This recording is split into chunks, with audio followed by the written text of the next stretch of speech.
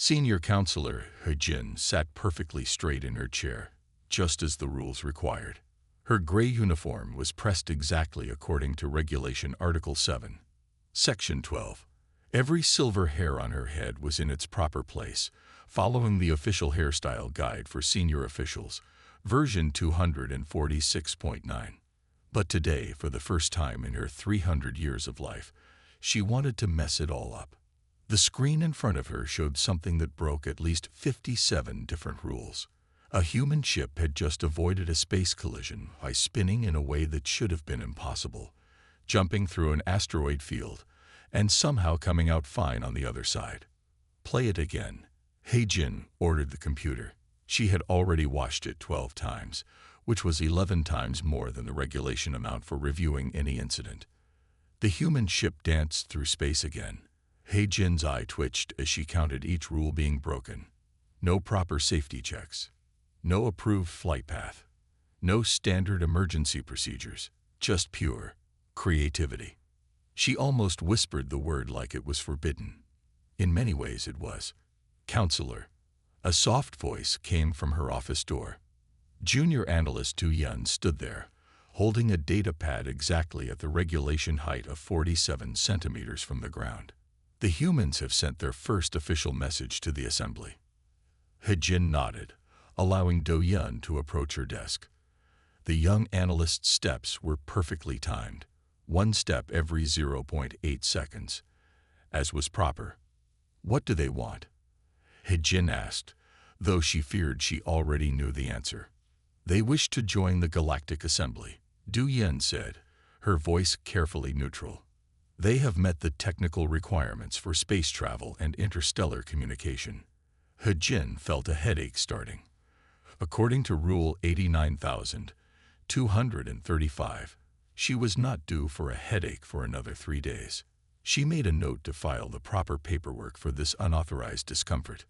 "Show me their application," she said. Do-yeon placed the data pad on He-jin's desk. The human application was. He-jin struggled to find the right word. Messy. Creative. Wrong. It used 12 different fonts. It included jokes. There were hand-drawn pictures in the margins.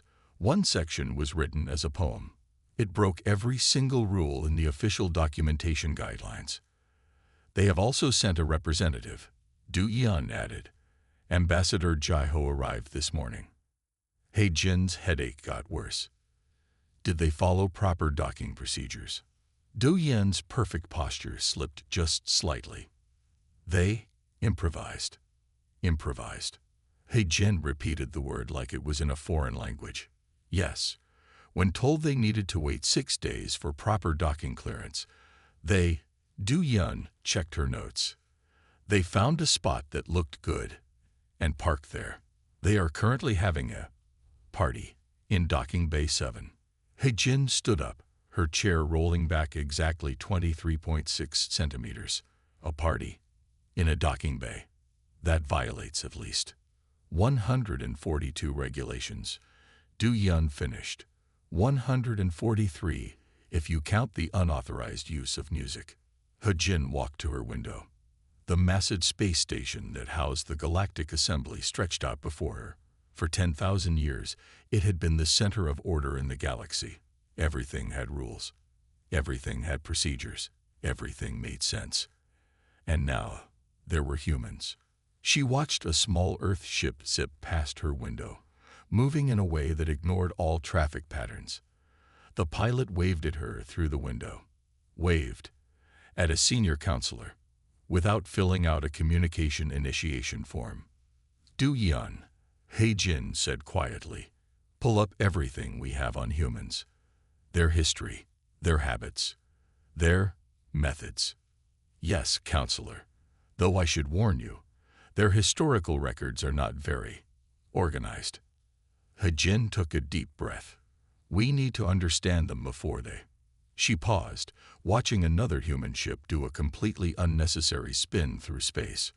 Before they change everything. Do-yeon nodded and began typing on her datapad. In the distance, music from the impromptu docking bay party drifted through the station's supposedly soundproof walls. The galaxy's most orderly species was about to face its greatest challenge: humans who simply didn't care about the rules. Ambassador Jaiho walked into the Great Assembly Hall wearing a bright red suit. The room full of gray uniforms turned to stare at her. She smiled and waved, breaking another rule about proper greetings in formal settings. The assembly hall was huge, with tall crystal walls that reached up into space. 5,000 representatives from different worlds sat in perfect rows. Each one wore the same gray uniform. Each one sat at the exact same angle. Each one looked horrified at Jaiho's colorful entrance. "Good morning," Jaiho called out cheerfully. "Or is it evening? Space-time is so confusing." She laughed, and the sound echoed through the silent hall.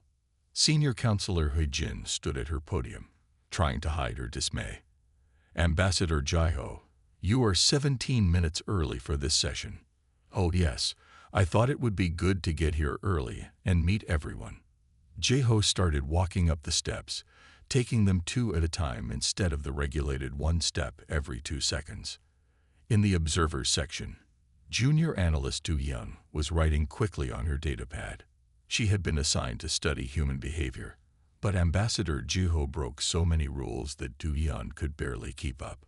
"The assembly recognizes the human ambassador," Huijin said stiffly, following proper protocol. "You may present your species application for membership." Jaiho reached the speaking platform. She pulled out a small device and pressed a button. Suddenly, a hologram appeared above the assembly hall. It showed Earth, spinning slowly. "I thought a visual aid would help," Jaiho explained. Several council members gasped. Visual aids required 17 different approval forms. "As you can see," Jaiho continued, "Earth is a bit messy. Our continents aren't evenly spaced. Our weather isn't controlled. Our cities aren't all built the same way." She smiled again. "But that's what makes us interesting." Du Yun noticed something strange. Despite their shock, many assembly members were leaning forward slightly. They were interested, even if they didn't want to admit it.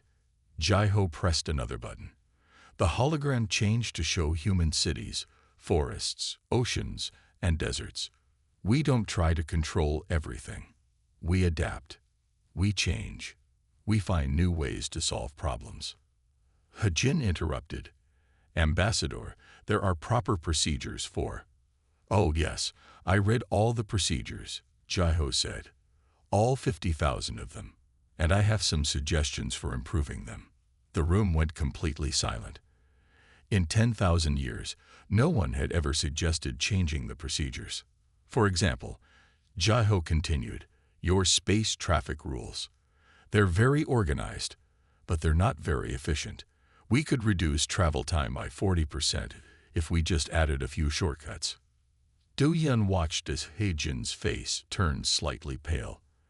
The young analyst found herself drawing a small diagram of Jaiho's suggested routes. They were irregular, unpredictable, and perfectly logical. "And your communication systems," Jaiho went on. "Why do we need to fill out 3 forms just to say hello? We could talk to each other right away. We could share ideas faster. We could solve problems together." Some assembly members were nodding now. Others looked terrified. Du Yun noticed that the younger representatives seemed more interested in Jaiho's ideas. "I know we're different," Jaiho said softly. "We're loud. We're messy. We don't always follow the rules. But we also build amazing things. We dream big dreams. We find ways to do the impossible." She pressed one final button. The hologram showed human achievements. Cities rising from deserts, ships sailing through storms, rockets reaching for the stars. "We don't want to change who you are," Jaiho said. "We just want to show you that there's more than one way to do things." Huijin stood perfectly still, following the rules for maintaining composure during diplomatic presentations. But Du Yun saw something in the senior counselor's eyes. Was it fear? Or was it perhaps a tiny spark of curiosity? "Thank you, Ambassador," Huijin said formally. "The Assembly will now begin its deliberations on Earth's application. As Jaiho walked back to her seat, taking the steps 3 at a time now, Du Yun made one final note on her data pad. Humans don't just break the rules. They make us question why we have them in the first place. Lead scientist Su Min stood in her pristine laboratory, surrounded by screens showing various human experiments. Her research team had spent 3 weeks studying human problem-solving methods, and nothing made sense anymore. They did it again, she announced to her team, pointing at screen 7. The humans solved the crystal matrix puzzle in 6 hours. It took our best scientists 40 years to solve it. The other scientists gathered around the screen, their gray uniforms rustling softly. They watched as a recording showed 3 humans approaching the ancient puzzle, a complex arrangement of crystal blocks that needed to be aligned perfectly to create sustainable energy. "Watch what they do here," Su Min said, leaning forward. On the screen, one of the humans picked up a crystal and tossed it in the air, catching it casually. Several scientists gasped at this dangerous behavior. According to all our research, the crystals must be handled with extreme care. Junior analyst Du Yun read from her data pad. She had been assigned to document everything. Each crystal should only be moved after completing the standard 50-point safety check. The humans didn't even read the safety manual, Su Min said quietly. They just played with them, like children with toys. On the screen, the humans were now arranging the crystals in a pattern that violated every known rule of energy distribution. They were laughing, making jokes, and occasionally throwing crystals to each other across the room. "This should not work," Su Min muttered. But it did work. The crystals began to glow, forming perfect energy patterns that had never been seen before. In another part of the laboratory, more humans were working on the infamous gateway problem, a mathematical challenge that had stumped the galaxy's best minds for centuries. The humans had turned it into a game, drawing pictures on the walls and making up songs about quantum mechanics. "Their methods are completely irregular," one scientist complained. "They're not following any of the standard problem-solving protocols." "But they're getting results," Du Yan pointed out, checking her data. "In the past 3 weeks, they've solved 7 major scientific problems that we've struggled with for generations." Su Min walked to her main research station and pulled up more results. The humans had fixed a broken terraforming engine by hitting it with a wrench. They had solved a complex space navigation problem by comparing it to a game of pool. They had even found a way to communicate with a silicon-based life form by teaching it to dance. "Senior Counselor He Jin will be here soon for the progress report," Su Min reminded her team. "What do we tell her?" "The truth," Du Yun said simply. "The humans are chaos wrapped in stardust, but they make the impossible possible." When He Jin arrived, she found the laboratory in a state she had never seen before. Papers were scattered everywhere, covered in human drawings and notes. Music was playing softly in one corner. Someone had put decorative plants on the equipment. "Report," He Jin ordered, trying to ignore the irregularities. Su Min stepped forward, holding her data pad. "Counselor, in 3 weeks, the humans have solved more problems than we have in the past century. Their methods are unorthodox, unsafe, and completely against all regulations." She paused. "And they work perfectly." He Jin watched the screens, her perfect posture slightly less perfect than usual. She saw humans breaking rules, ignoring safety protocols, and achieving incredible things. "How?" she asked finally. "How do they do it?" "They don't see rules as walls," Du Yun explained, reading from her notes. "They see them as suggestions. They ask why not instead of why. They try the impossible because no one told them it was impossible." He Jin stood silently for a long moment, watching the humans work. Finally, she spoke.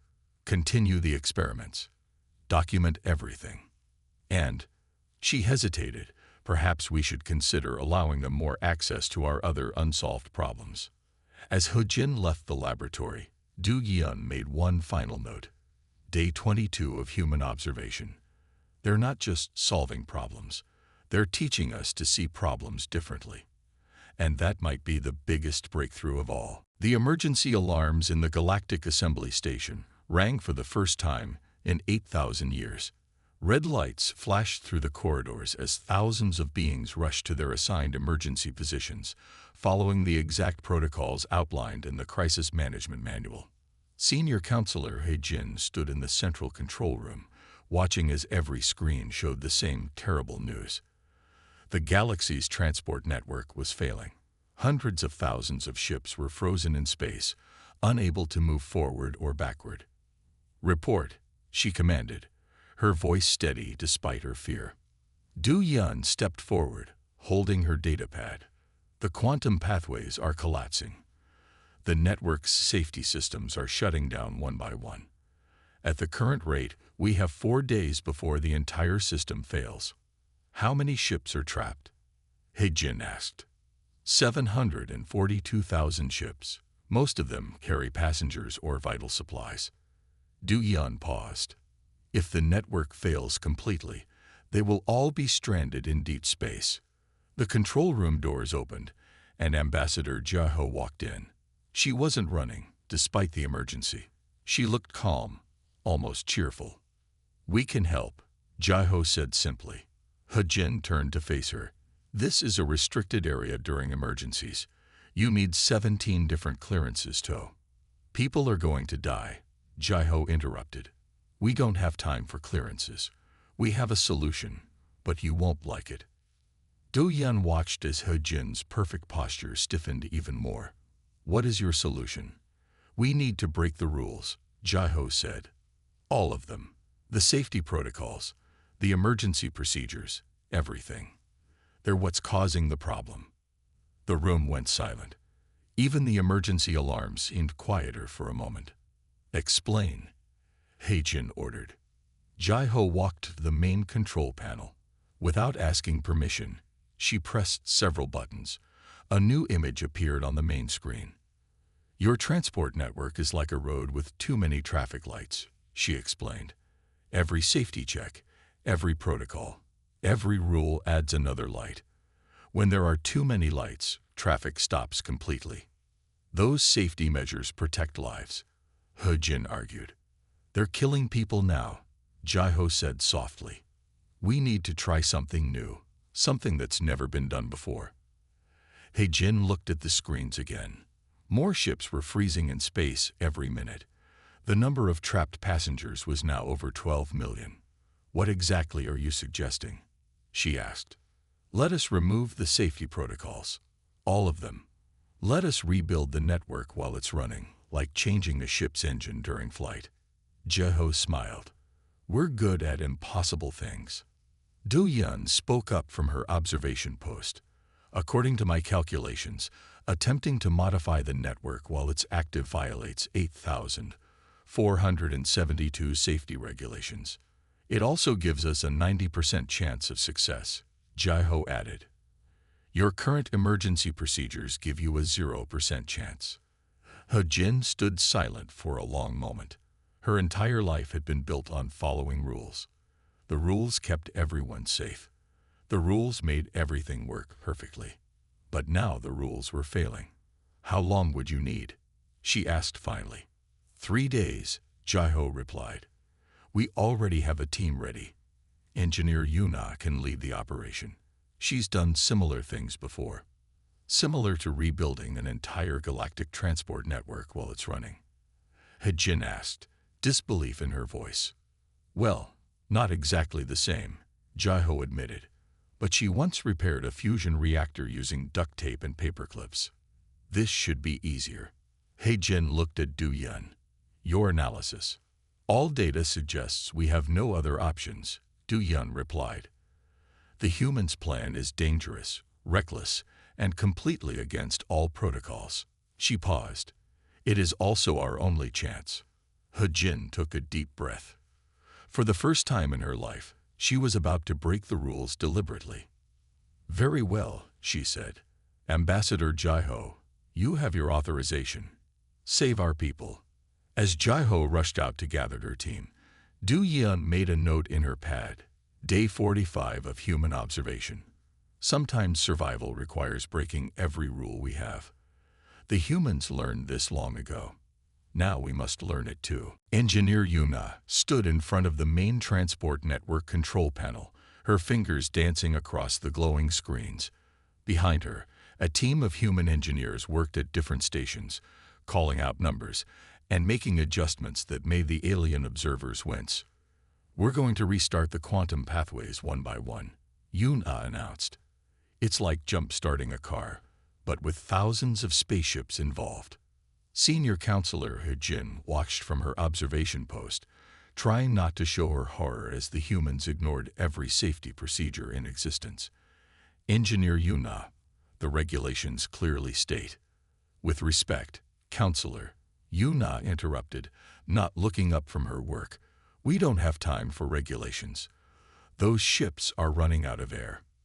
Du Yun, who was recording everything, noticed something interesting. Despite their fear, the alien technicians were watching the humans with growing fascination. Every time the humans solved a problem in an impossible way, the aliens leaned in closer. "Quantum Pathway 7 is responding," one of the human engineers called out. "Rerouting power now." "Wait," an alien technician said. "The safety protocols require a full system check before." The human engineer had already done it. On the main screen, a string of frozen ships suddenly moved forward, their passengers saved. "How did you do that?" the alien technician asked, forgetting protocol in his surprise. "The system shouldn't work without the safety checks. Sometimes you have to trust that things will work," Yuna explained, still typing rapidly. "The universe doesn't always need our permission to function." He-Jin watched as more ships began to move. The humans were rebuilding the transport network while it was still running, like fixing a bridge while people were driving across it. It was terrifying, brilliant, and completely against every rule she had ever known. "Next section," Yuna called out. "We're going to jumpstart the main hub. This might look a bit scary." "Scary?" He-Jin asked, her perfect posture slipping slightly. "Well, we're going to create a small controlled explosion to restart the power flow," Yuna explained casually. "Don't worry, we've done this lots of times." An explosion. Several alien voices shouted at once. But Yuna had already started. The main screen showed a flash of light, and suddenly the central hub of the transport network blazed back to life. Hundreds more ships began moving again. "That's impossible," an alien engineer whispered. "The physics calculations alone would take years too." "Sometimes you have to stop calculating and start doing," Yuna said with a smile. "Physics usually catches up if you give it a chance." Do Yun was writing faster than ever. Her notes were becoming less formal with each passing hour. Humans appear to operate on a completely different understanding of what's possible. They don't ask if something can be done. They simply try to do it. As the day went on, more and more ships were freed. The humans worked tirelessly, breaking rules and solving problems in ways that made the aliens question everything they had ever learned. By evening, over half the network was functioning again. He-Jin stood at her post, watching as the humans celebrated each success with high fives and jokes, both strictly forbidden in the control room. "Engineer Yuna," He-Jin said finally, "your methods are completely irregular. You have broken 9,342 regulations in the past 12 hours. Yuna looked up, expecting a reprimand. Instead, He-Jin continued, "And you have saved over 6 million lives so far.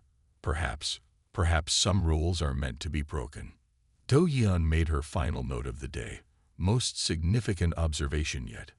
Senior Counselor He-Jin, the strictest follower of rules in the galaxy, just suggested that breaking rules might be good. The humans aren't just fixing our network. They're changing how we think. Junior Analyst Du Yun stood before the assembly, her datapad displaying the final statistics of the transport network crisis. The Great Hall was completely silent as she prepared to give her report.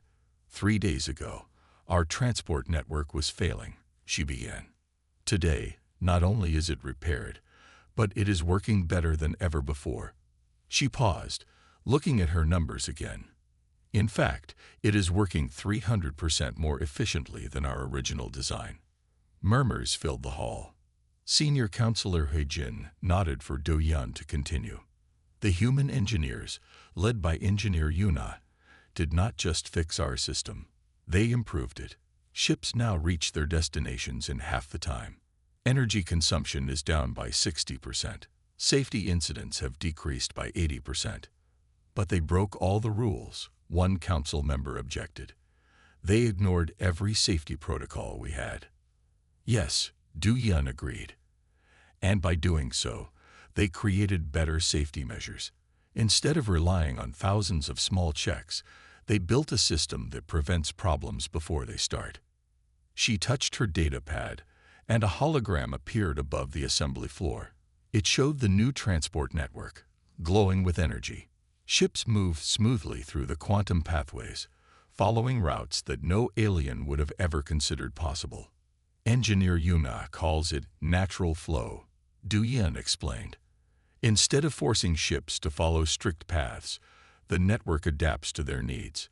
It is like a river that changes its course to prevent floods. In the observation gallery, Ambassador Jai-ho watched with a small smile. Next to her, Yuna was drawing new designs on a paper napkin, already planning more improvements. The numbers are clear, Do-yeon continued. The human method of creative problem-solving has proven more effective than our traditional approaches. They have shown us that sometimes breaking the rules can lead to better rules. He-jin stood up from her seat. Junior Analyst Do-yeon, your report suggests that we should consider changing our fundamental approach to order and regulation. This is unprecedented. Yes, Do-yeon said simply. But then, everything about humans is unprecedented. They succeed not in spite of their chaos, but because of it. She displayed more data. Charts showed improved efficiency across every system the humans had touched. Problems that had troubled the galaxy for centuries were being solved in days. Most importantly, Do-yeon added, the humans have taught us something valuable. They have shown us that progress often requires us to question our most basic assumptions. In her seat, He-jin remembered watching Yuna's team work. They had laughed while solving impossible problems. They had broken rules that had existed for thousands of years, and they had made everything better. There is one more thing, Do-yeon said. During the crisis, I observed something unexpected. Our own people began to change. They started asking questions. They began suggesting new ideas. Some even smiled while working. This caused another stir in the assembly. Smiling while working was strictly forbidden by Regulation 47,921. The humans have not just improved our technology, Do-yeon concluded. They have shown us a new way to think. They have taught us that order does not always mean rigid rules, and that chaos does not always mean danger. She looked up at the assembly members, her voice clear and confident. The question before us now is simple. Will we learn from them? Will we allow ourselves to grow? Or will we cling to our rules simply because they are rules? As Do-yeon finished her report, Ambassador Jai-ho looked down at Yuna's napkin. The engineer had designed an entirely new type of quantum engine, while everyone else was talking. It would probably break at least 1,000 regulations, and it would probably work perfectly. That's how humans are, Jai-ho thought. We don't just solve problems. We find new problems to solve, new boundaries to push, new rules to break. And sometimes, breaking the old rules is the only way to make better ones. The day of the historic vote arrived. The assembly hall was filled with tension as 5,000 representatives prepared to make the most important decision in their history, whether to classify humans as an exceptional species, beings who would be allowed to ignore standard regulations. Council member Min-ki stood at the speaking platform, his gray uniform perfectly pressed as always. He was the last voice of the old way, the defender of rules and order. We cannot allow chaos to spread through our galaxy, he declared. For 10,000 years, our rules have kept peace. Our regulations have protected lives. Our order has given us stability." The assembly members nodded. This was what they had always believed. These humans, Min-Ki continued, they'd break rules without thinking. They ignore safety protocols. They laugh in the face of proper procedures. If we give them special status, where will it end? In her observer's seat, Du Yan looked down at her datapad. She had been preparing for this moment, gathering evidence of everything the humans had achieved. Ambassador Jeho stood next, walking to the platform in her bright red suit. "Council member Min-Ki is right about one thing," she said. "We do break rules. We break them when they stop working. We break them when they hurt more than they help. We break them to build better ones." She gestured to the screens around the hall, each showing the different human achievement. "Look at your transport network, running better than ever. Look at your energy systems, more efficient than you thought possible. Look at your people, solving problems in new ways." He-Jin watched from her position at the head of the assembly. She had changed over the past weeks. Her uniform was still perfect, but her posture was more relaxed. Sometimes she even smiled. "The question isn't whether humans follow rules," Jeho continued. "The question is whether rules should serve people, or people should serve rules." Min-Ki stepped forward again. "But without rules, there is only chaos. Is that true?" Jeho asked softly. She turned to face the assembly. "In the past month, we broke 9,000 regulations. And what happened? Ships move faster. Energy flows better. Problems get solved. The galaxy works better." Du Yan stood up, holding her datapad. "Permission to present final statistics." He-Jin nodded, and Du Yan's numbers appeared on the main screen. They told a clear story. Every system the humans had touched worked better now than ever before. "We don't want to destroy your order," Jeho said. "We want to help it grow, to help it breathe, to help it live." Min-Ki shook his head. "You cannot change 10,000 years of tradition." "But we already have," Jeho replied. She pointed to He-Jin. "Ask your senior counselor. Ask her what she's learned about breaking rules." All eyes turned to He-Jin. She stood slowly, her face serious. "1 month ago, I would have agreed with council member Min-Ki. Rules were everything to me. But then I watched humans save millions of lives by breaking those rules. I watched them solve problems we thought impossible. And I learned something important." The hall was completely silent as He-Jin continued. "Rules should protect life, not restrict it. They should guide us, not chain us. The humans have not brought chaos. They have brought growth." She looked at each assembly member in turn. "Today we vote not just on human status. We vote on our own future. Will we choose to grow, to learn, to change? Or will we stay frozen in our perfect, unchanging order?" The voting buttons on each member's desk began to glow. They had 5 minutes to decide. Du Yan watched the numbers appear on her screen. Slowly at first, then faster, the votes came in. Change was winning. Growth was winning. The future was winning. In the end, it wasn't even close.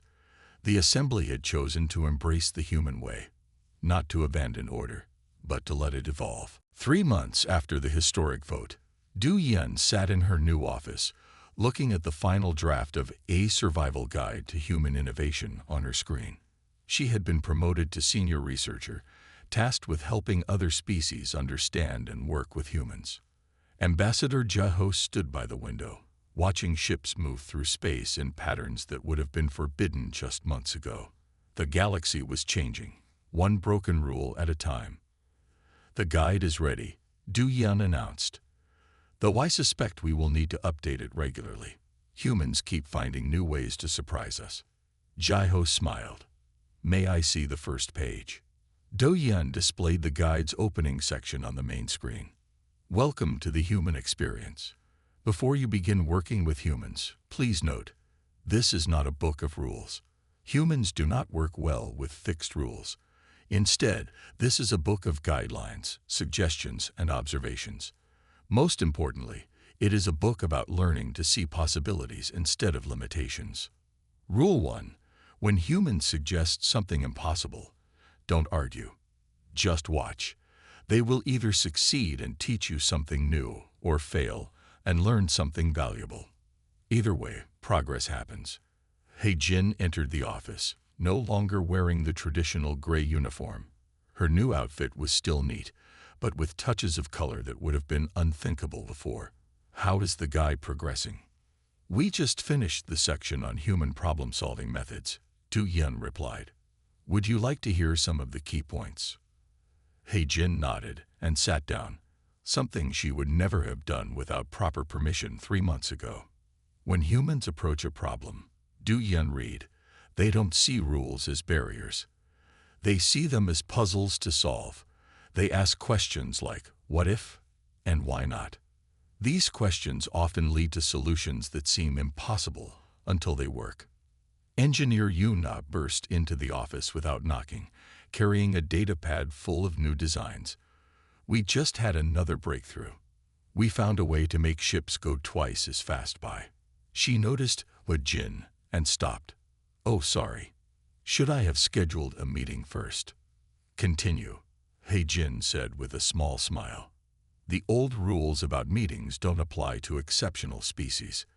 As Yuna explained her new invention, something about using quantum tunneling in ways that broke at least 7 laws of physics, Du-Yun added another note to the guide. Important, humans will frequently interrupt formal procedures with new ideas. This is not a sign of disrespect. It is a sign of enthusiasm. Their excitement about possibilities is more important than their adherence to protocol. The next hour was filled with discussion about Yuna's new design. He-Jin asked questions that would have been forbidden before.